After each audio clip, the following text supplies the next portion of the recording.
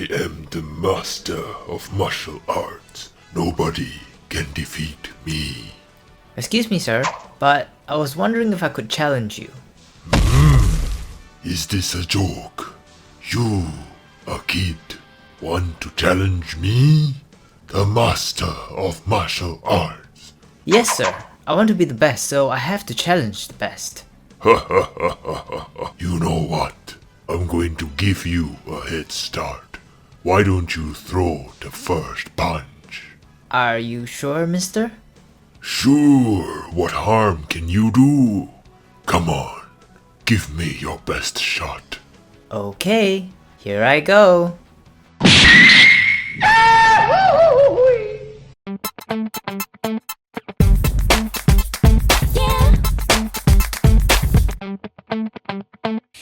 Hello and welcome back to another episode on the KenOhwee channel. And as you all know, we'll be talking about the highly anticipated figure SH Figuarts Kid Goku. Starting with the box, the usual Dragon Ball box design. You got a comic-like theme on the side showcasing different poses bleeding all the way to the side and at the top of the box, but highlighting the happy pose at the front. A mention of his name at the front and at the side of the box in case you forgot. And moving to the back, you have so many highlights of this figure, this time promoting his super modeling, super action. Ooh, something about the accessory which we'll talk about later. Look at Goku on Cloud 9. Let's open this figure and find out if he is worthy. But before that, to complete Goku's look, simply peg the tail provided into the butt of Goku. There's two versions of this tail, but we'll use this one first. And to sling his staff holder, simply remove Goku's head. What have I done? And sling it over on one arm and wrap it over his neck and attach his head back, and you have Kid Goku Kinzan. Wow. Just wow. Let's start with the gripes first, because it was really hard to find one with this figure. So pushing the figure too far back reveals this hinge, and of course the cuts on his arm may be off-putting for some. And that's pretty much it. I mean, I don't even know if I call them gripes because they're so easily overlooked due to how beautiful this figure turned out. This is one of the best figures SH Figuarts have produced in a while. I mean, starting with his face, that is spot on. Even the hair, though quite sharp, is molded so accurately to the comics. The turtle symbol at the front and at the back, eye-catching and clear, creases all over his attire. They even used the Spider-Man cut for his behind, but it works better here since it looks like foldings of his clothes rather than a G-string. Molding on the tail to represent fur. There's a cut on his head which obviously is the piece you have to remove for his face change, but that's just being extremely nitpicky as the other side seems to look like he's just got a fringe. The paint application, as always from SH Figuarts, top notch. Bright orange but still different enough to the point you could differentiate between the attire and his skin tone. Blues on his shoes and his wrist guard. Aha! A little mispaint there. I can forgive that. But apart from that, this figure is just breathtaking. Every angle just captures the essence of the character. If you found a problem with this figure, let me know in the comment section down below, because I'm not sure if I'm blinded by Shenron of this figure's imperfections or it's just that flawless. My only concern is probably on the fact that because this figure is so small, his joints may be subject to breaking if you apply too much pressure since it's tiny as well, so play with caution when handling this figure. A figure so small, can he actually move? For his head, there's a peg attached to a ball peg which is connected to his head, so it allows for looking down but not so far up, left and right, and thanks to that ball joint it helps with his side-to-side movement. His sleeve can move 90 degrees. He can move his arm 360 but it goes outwards towards the top of the sleeve. You know it's the wrong side of the shoulder when this circle is revealed on his shoulder. He can flap up and down. Beautiful bicep twist is present. Flex, wrist 360 and move up and down. As shown earlier, he has a hinge on his mid-ab, but I can do the twisting and twisting at the bottom as well. Side to side pivot. He can't really arch back, but he can crunch forward relatively far, but pushing it too far reveals his spine at the back. His gi can do the helicopter, and he can do the splits, kick up, kick back, thigh swivel, knee flex, 360 feet, up and down, pivot, and the twinkle toes. For a figure this size, Kid Goku can definitely do the boogie.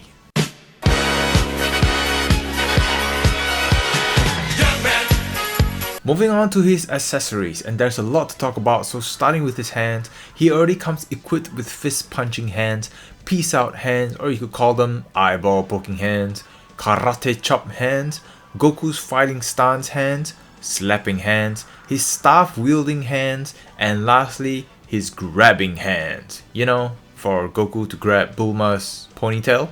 And it can be used to hold the Dragon Ball, but it's more of a balancing act rather than being held. And you don't really have a grip on the ball, so the slightest push can send this ball flying, so don't lose this as there are no radars invented to track down missing Dragon Ball accessories. Yet.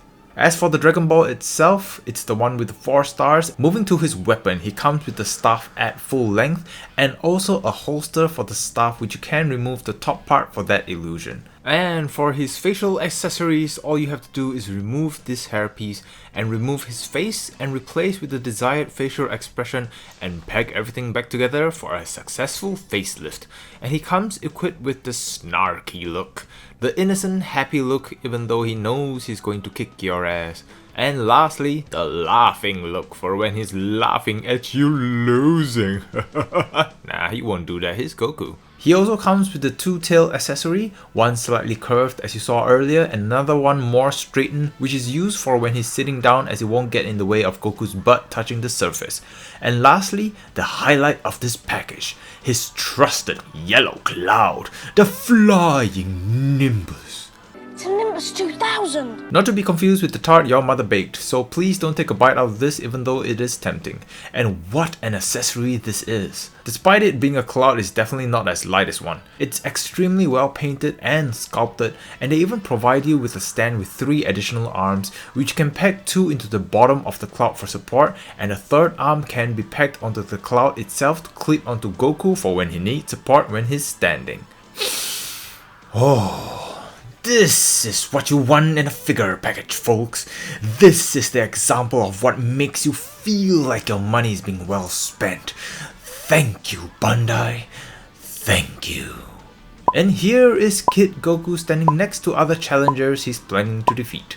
That'll be an interesting match, wouldn't it? So, in summary, I'm sure you know by now, I mean, come on.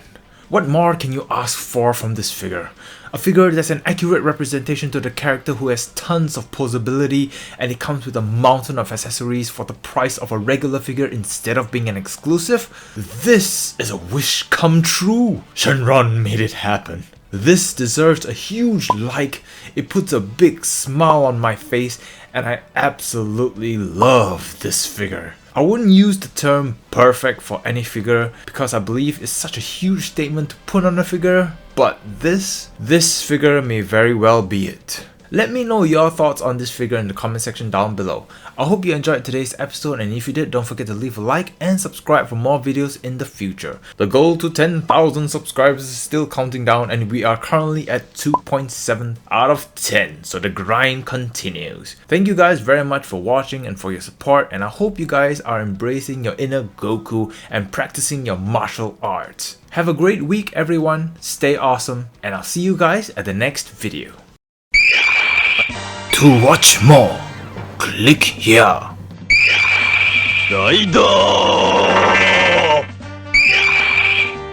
Click here for video 1.